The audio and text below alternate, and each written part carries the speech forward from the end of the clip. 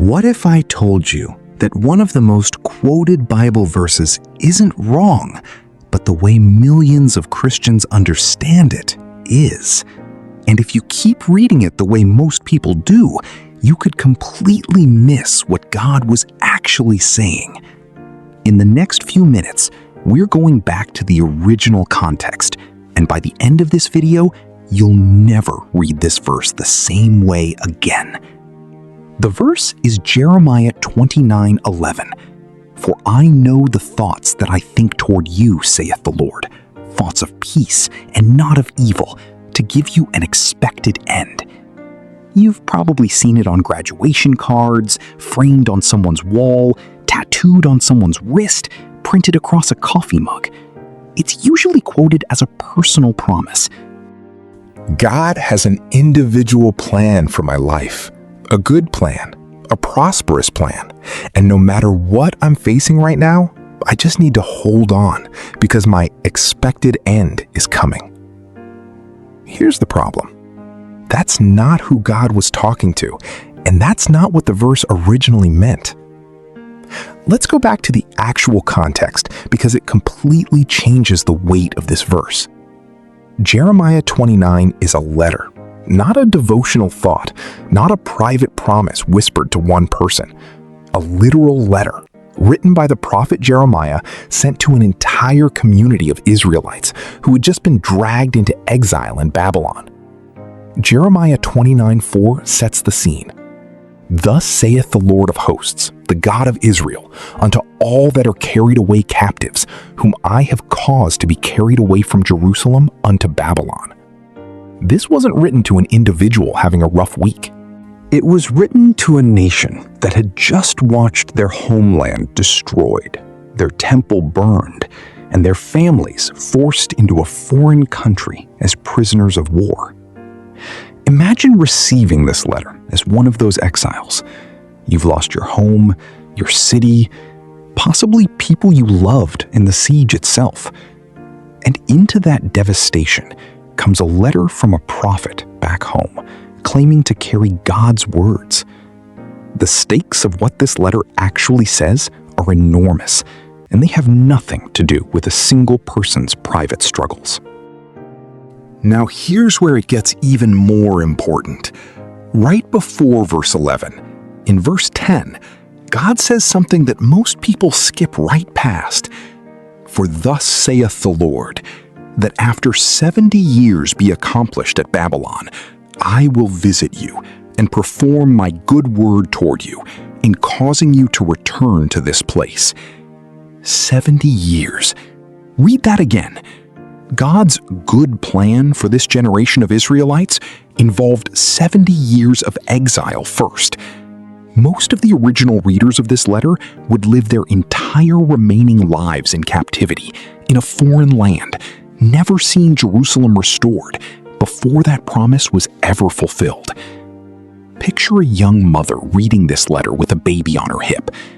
By the time the 70 years pass, that baby will be an old woman, if she lives that long at all. The promise was real, but it was not for her generation to personally enjoy. This is the part most people miss when they quote this verse as an instant personal comfort. The plans to prosper you and not to harm you were plans that unfolded across generations, through decades of hardship, not a quick reversal of someone's current bad season. If you're reading this verse expecting God to be promising you an immediate turnaround, you're reading a corporate, multi-generational promise, as if it were a private, short-term one. That's not a small misreading. It changes what you expect from God, and it can quietly set you up for disappointment or even doubt when your circumstances don't shift on the timeline you assumed this verse guaranteed. So, does that mean this verse has nothing to say to you personally? Not at all. But understanding it correctly actually makes it more powerful, not less. Let's break down what it's actually teaching, because there are real, weighty truths here once you read it in context. First, God's good plans don't require your current circumstances to look good right now. The exiles were in captivity when this promise was given, Not after their situation improved. Not once things started looking up. In the middle of the worst chapter of their national story, God was already saying his plans for them were plans of peace. This means God's intentions toward you aren't contingent on your circumstances validating them first. He can be planning something good while you're still in the exile part of your story. This is actually more comforting than the popular misreading, not less, because it means your current hardship isn't evidence that God's plans have failed or paused. The plan and the pain can coexist in the same chapter. Second, God's timeline and your timeline are rarely the same. 70 years is not a metaphor for it'll work out eventually, probably soon. It's a specific, sobering number that meant most of the people reading this letter would not personally see the restoration in their lifetime. That's uncomfortable, but it's honest. Some promises are generational. Some prayers are answered for the people who come after you, not necessarily for you in the exact form or timeline you're hoping for. This should reshape how you think about unanswered prayer generally. Not every promise from God is a promise of immediate personal resolution.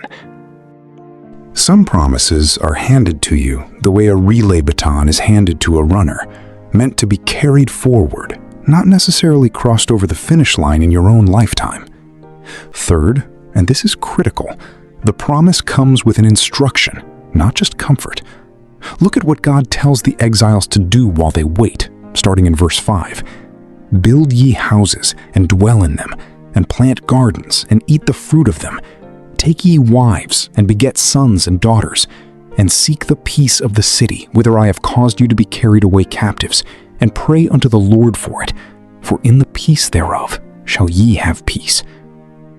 God isn't telling them to sit around waiting for the 70 years to end. He's telling them to build actual lives, actual families, actual community in the very place of their captivity, and to actively seek the good of that place. The promise of a good future in verse 11 is inseparable from the instruction to live faithfully in the present, even an unwanted, unchosen present. Notice how counterintuitive this is. God doesn't tell them to treat Babylon as a temporary inconvenience to endure passively. He tells them to plant roots there, literally and figuratively, while still holding on to the promise of eventual return. This reframes the whole verse. It's not God has a good plan, so just wait it out passively. It's God has a good plan that unfolds across time. So build, plant, invest, and seek good right where you are, even in exile, even when it's not the life you would have chosen. If this is reshaping how you read this verse, take a second and like this video. Subscribe for more content like this, and comment below with a verse you'd like to see broken down like this in a future video. It helps this reach someone else who's been quoting this verse without knowing its full weight. Let's talk about why this misreading happens so often, because it's not just laziness. It's actually a very human instinct. When we're in a hard season, we want comfort that's immediate, personal, and simple. God has plans to prosper me reads exactly like that kind of comfort at first glance, especially pulled out of its paragraph and printed in a nice font over a sunset photo. The original context, involving national exile, generational timelines, and instructions to build a life in captivity, is a lot less shareable on a graduation card. But it's also far richer than the version most people know.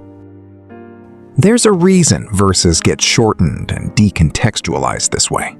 A 70-year national exile doesn't fit neatly on a coffee mug. A promise of individual, near-term relief does. But the shorter version, however well-intentioned, quietly rewires people's expectations of how God operates. Here's what changes once you read Jeremiah 29:11 correctly. Instead of using it as a promise that your specific circumstances will resolve on your preferred schedule, you can use it as an anchor for a much sturdier truth. God's character toward his people doesn't change based on how bad the current season looks. His plans often unfold on a much longer timeline than we want, and faithfulness in the waiting matters just as much as the outcome on the other side of it. This doesn't make the verse less meaningful for your life today. It actually makes it apply more honestly. You may be in an exile season right now. A hard job, a broken relationship, a diagnosis, a delay you didn't choose. Jeremiah 29:11 isn't promising you it'll be over next week, but it is telling you something true and sturdy. God's intentions toward his people in the middle of hardship are not evil, even when the hardship is real and the timeline is long. And in the meantime, you're not just called to wait. You're called to build, to plant, to invest in real life right where you are, trusting that the good plan and the hard present aren't actually in contradiction with each other. So, the next time you see this verse quoted, you don't have to correct someone in the comments or feel like the verse has been ruined for you. You can hold both truths at once. It's a real promise, and it was never meant to be a quick fix. Understanding where it actually sits in Scripture doesn't diminish it. It gives it the weight it was always supposed to carry. If this changed how you'll read this verse going forward, take a moment to like this video, subscribe for more content like this, and comment below which verse gets quoted out of context the most in your experience. And share this with someone who's been holding on to Jeremiah 29:11 as a quick fix promise, because the fuller version of this verse is actually sturdier than the one most of us grew up with.